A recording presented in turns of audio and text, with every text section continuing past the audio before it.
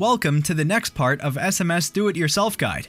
In this part, you'll learn how to manage users of your account in the SMS API Customer Portal. Access management to the SMS API account is located in the Sub-Users tab after clicking on the account name in the upper right corner.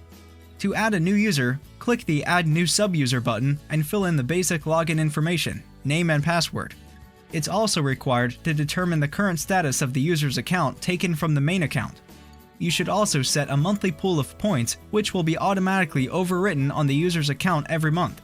Setting 0 in account balance field will cause that this user will not be able to send messages until the monthly pool of points is renewed, unless 0 in the monthly pool of points is entered.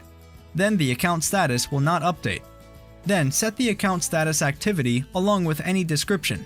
It's also possible to limit the hours and days of sending messages by the user and to set the maximum number of parts of messages sent from his account. The account may also have the Mail to SMS feature enabled.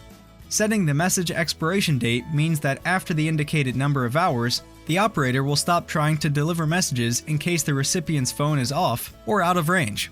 You can also enable the default replacement of special characters with its standard equivalents in this account.